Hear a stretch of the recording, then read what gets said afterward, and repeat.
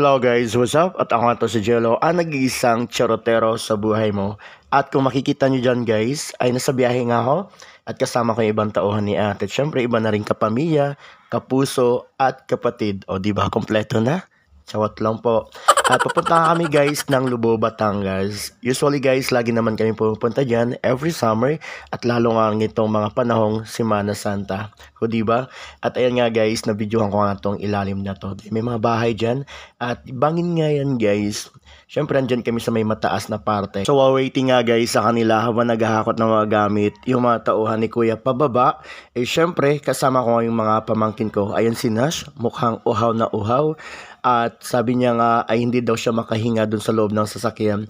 At syempre ito naman si Tyler, sobrang kulit nga ng batang ito. Syempre Inglesero yan guys at hirap na hirap niya may pag-usap dyan. Kaya minsan tinatamad na niya may pagkwentuhan sa kanya dahil napakaraming tanong. At habang pababa kami dyan, ay ang dami niya rin mga tanong tungkol sa akin. Nakikita niya kasi yung mga manok nga. At syempre yung bayaw ko guys ay sabungiro yun. At sabi niya nga ay chickens daw ni papang niya. Ayun no, nang angkin na lang ng mga manok kahit hindi naman sa kanya. Ito nga guys, binabaybay na nga namin itong daan pababa. At dahan-dahan lang talaga kami dyan dahil nga sa isang mali mo lang ay siguradong mapofall ka sa maling tao. Ayun no. At ito nga guys, habang papalapit na kami dun sa may bandang baba ay maraming mga kabahayan pala dyan na aming madadaanan.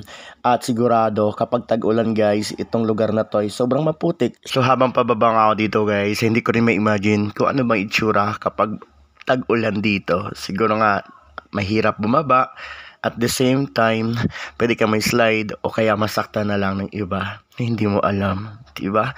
And after nga guys, a long ride, ay eto na, yung dumungaw sa amin ay isang napakagandang dagat. O diba? Ano pa pandudungaw sa atin? Alam namang ikaw at alam ko na hindi ka maganda. Charot lang po. Sobrang amazed din ako guys dito sa itsura ng dagat dito. At syempre itong resort na to ay simple lang. Pero di ko alam kung magkano yung bayad. Kasi kapag magastusan, out muna ako dyan. At ito nga guys, nandito rin yung mga kapatid ng bayaw ko. At syempre, present dyan si Terence, isa pa itong Ingleserong bata guys. At iyak ng iyak nga to kanina. Sabi niya nga sa tatay niya, kailangan daw iliko yung car. Kasi nga gusto niya nang maligo agad sa dagat. Kaya tanong ko siya dyan kung okay na ba siya. At kung nag-i-enjoy ba siya. Ayan, wala siyang pakialam. Parang ikaw. At ayan nga guys, dahil nga medyo mataas pa yung sikat ng araw, ay tamang video lang muna tayo dito sa aking ate Gina. At syempre yung kaibigan ko si Tol Andy at ang iba pa. O ayan, papakute pa yan. At nandyan din si ate Maris, yung kuya ni Pogi at asawa niya si Kuya Jerry at ibang mga tauhan nila. Ayan nga, tagsama-sama na lang nga kami dyan. At masaya naman guys at nag-enjoy din ako. Ayun no. At bago kami guys mananghalian, syempre kailangan ng hugasan yung mga isda. Andyan si Kuya Arman at si Bro Renz. At ito na ng kuya ko at kumakain na. Andyan rin si ate Cecil. At yung kasama niya rin nga sa bahay nila guys. Ayan, kain lang kayo ng kain at magpakabusog kayo at kalimutan yung mga problemang nagpapasakit sa ulo nyo dahil wala yung magagandang maidulot sa buhay nyo. Ayun no, si Pogi, tamang pa-cute lang at kala mo naman naghuhugas dito sa bahay, hindi naman. Diba? Si Pogi nga pala guys ay kapatid ng bayaw ko at lagi rin nga namin kasama yan. Siyempre parang kapatid ko na rin.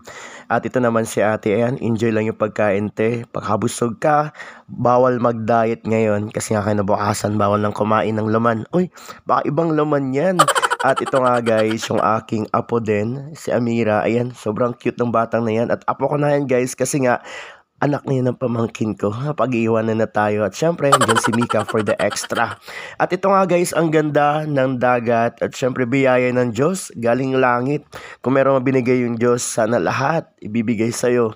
Wag lang yung sira-ulong jowa mo. Chawat lang po. Kaya na nga guys, if you want to relax, to chill, to have fun, to unwind, at syempre, para naman ma-relax yung mga utak nyo, pumunta na kayo dito sa may Lubo, Batangas.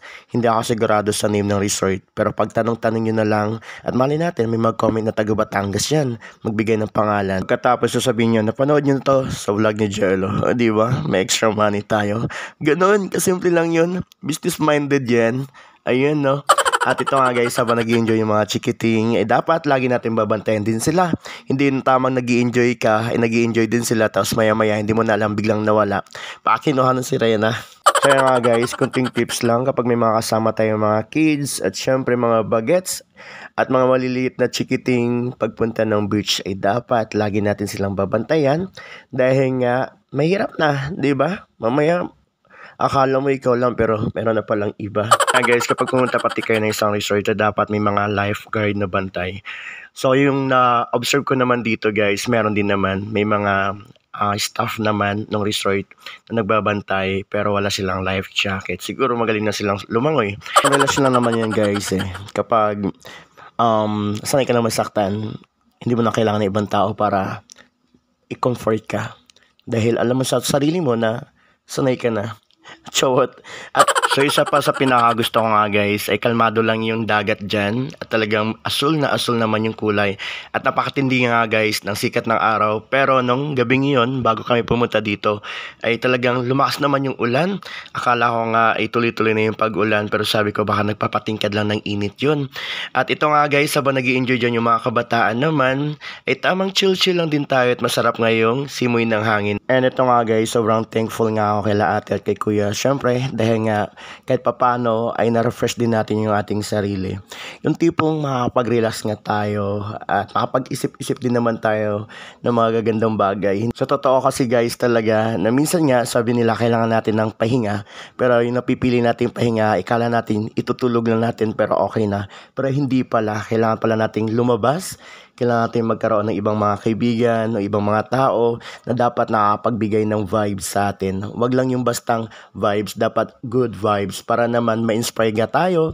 At syempre naman magkaroon tayo ng panibagong pag-iisip na dapat ma-achieve natin yung goal natin sa buhay. O diba? O paano guys, hanggang dito na lang. Thank you for watching. Bye-bye!